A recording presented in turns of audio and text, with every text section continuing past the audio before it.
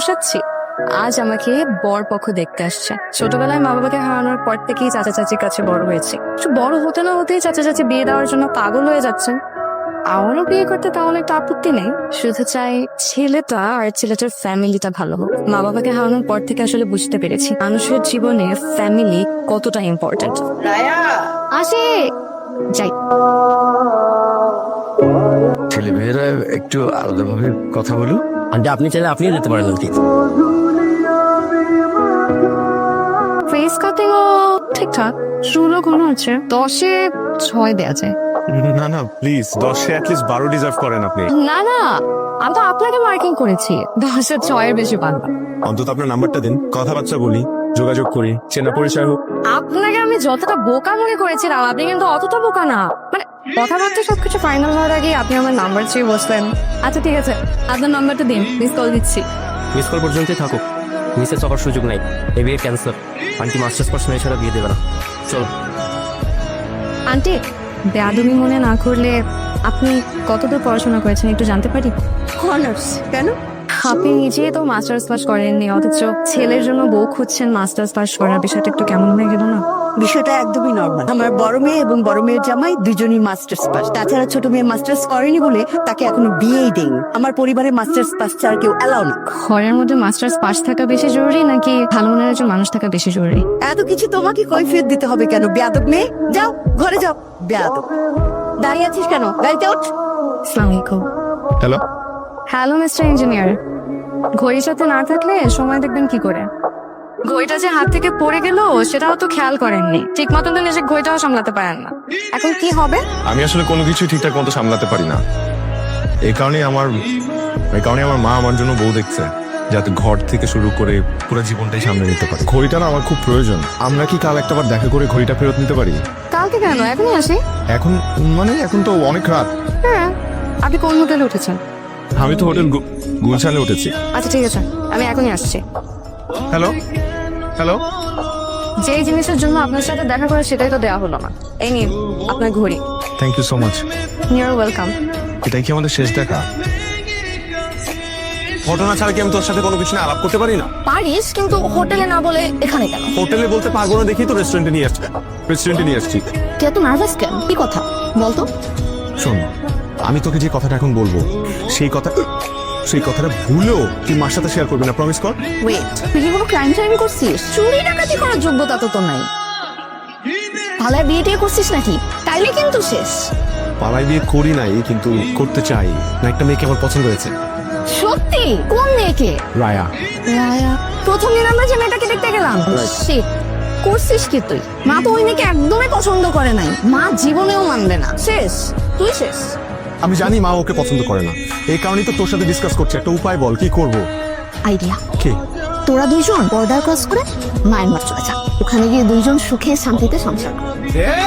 তোর সাথে আমার ডিসকাস করাটাই ভুল হয়েছে। আমার জন্য বিখ্যাত। জন্মের পরপরই একটা অ্যাক্সিডেন্টে হারিয়েছি দুজনকে। কিভাবে যেন আমি বেঁচে গেলাম। তারপর চাচা চাচির বাসায় ঠাই হলো। খুব ছোটবেলায় হারিয়েছি মা বাবাকে। এই শূন্যতা, এই কষ্ট কিসে ভ্রমণ করে। তখন থেকে সপ্তাহে একবার হলেও এখানে আসি, মা বাবার কবরের সামনে দাঁড়িয়ে থাকে। মনে হয় তারা আমার পাশেই আছে, আমাকে দেখে রাখছে। আমাদের বাবা মারা সারা জীবন থাকবে না, এটাই বাস্তব। এটা মেনে নিতে হবে আমাদের। যেমন করে আমার বাবা, আমি যখন খুব ছোট তখন আমার বাবা মারা যায়। এরপর আমার মা আমাদের তিনজনকে অনেক কষ্টে মানুষ করেছে, বড় করেছে। আমাদের নিয়ে এত অস্থির হয়ে থাকা সেই মানুষটাকে আসলে খুব সহজে না করতে পারি না। মুখের উপর কিছু বলতে পারি না, বলতে চাইও না। যে মানুষটা সারা জীবন আমাদের জন্য এত কষ্ট করেছে, সেই মানুষটাকে কোনো কিছুর মূল্যে কষ্ট দিতে চাই না। হিংসে হয়। কত লাকি আপনি, তাই না, মাকে পাশে পেয়ে। আর আমার ক্ষেত্রে দেখুন, দুজনের প্রিয়ই। আমাদের বাবা মারা আমাদের জীবন থেকে চলে গেলেও থেকে যায় আকাশের তারা হয়ে। কোনো না কোনো একটা জায়গা থেকে তারা ঠিকই আমাদেরকে দেখে। রাজশাহী শহরটা অনেকটা দেখে ফেলেছেন, এবার নেক্সট টাইম আসলে বাকিটাও দেখে নিন। Very shellfish. ইংরেজিতে যেহেতু বলেছেন, ঠিকই বলেছেন। পুরো সমস্যা ছবিটা তো আপনাদের সব, এটা আমার হারিয়ে ফেলেন। আমি সরি, আমাকে জানা থাকতে খুব কষ্ট হবে। কেন কষ্ট হবে? মানুষ পায় না এমন কিছু না। ভুলে যাবেন আমাকে, ভুলে গেলে ভালো থাকা যায়। ঘরের ছেড়ে ঘরে ফিরে যাবেন। ছেলে মানুষের হাও করে কাঁদতে পারে না, তাদের বুক ফেটে গেলেও সহজেই কাঁদতে পারে না। যদি যদি ভালোবাসার মানুষটার সামনে কাঁদতে পারতো তাহলে খুব ভালো হতো। আমাকে দেখে শিখুন, আমি তো মেয়ে হয়েও কাঁদে না, সবসময় মুখে একটা হাসি লেগে থাকে। তোমার কোথায়? ভাইয়ার ফোন তো খুঁজেও তো পাচ্ছি না।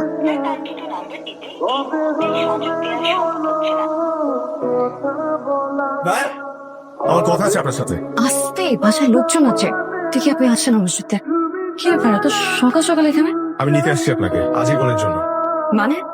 মানে আমি বিয়ে করতে চাই আপনাকে এখন এই মুহূর্তে। আর আপনার মা রাজি হয়েছে নাকি যুদ্ধ করে আসছেন? আমি এই মুহূর্তে আমার মাকে নিয়ে চিন্তা করতে চাচ্ছি না। আমি শুধু এখন চাই আপনাকে বিয়ে করতে এই মুহূর্তে। আমরা এখনই কাজী অফিসে যাব, বিয়ে করব। আমি পারতেছি না আপনাকে ছাড়া থাকতে। আজীবন সহ্য করতে পারবেন আমাকে? আপনি পারবেন আমাকে নিয়ে থাকতে? আমি তো পারবো। তাহলে আমিও পারবো। এই কাপড়ে বিয়ে করবো? একটা শাড়ি পরে আসি। লাগবে না শাড়ি। 5 মিনিট লাগবে। একটু 5 মিনিট লাগবে। নার্ভাস লাগছে একটু।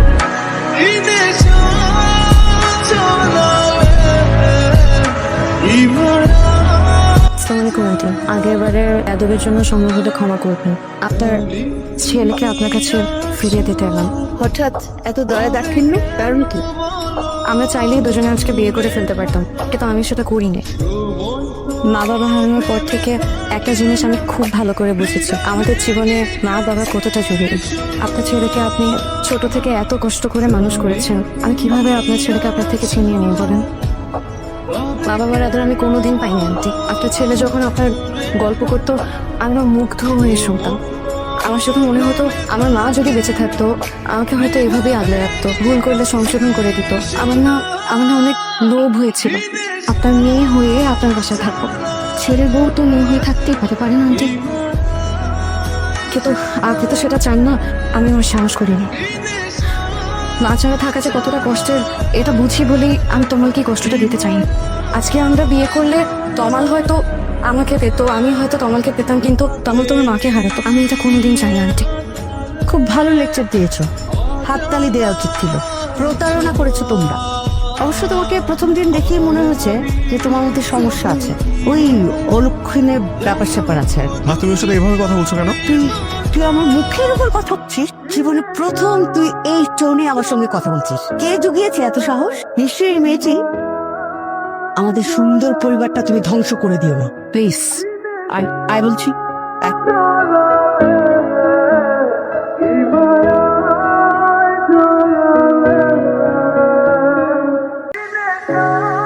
তোমার শোনো, তুমি কি কোনো ব্যাপারে আপসেট? না। আমি তো তোমার মা, তোমার কোনো কিছুই আমার নজর এড়ায় না। কয়েকদিন ধরে লক্ষ্য করছি তুমি ঠিক মতন খাওয়া দাওয়া করছো না, রাতে ঘুমাচ্ছ না, এমনকি ঠিক মতো কারোর সঙ্গে কথাও বলছো না। তোমার যদি মনে হয়ে থাকে তোমার কোনো ব্যাপারে আমি ভুল সিদ্ধান্ত নিয়েছি, সেটা তোমার ভুল ধারণা।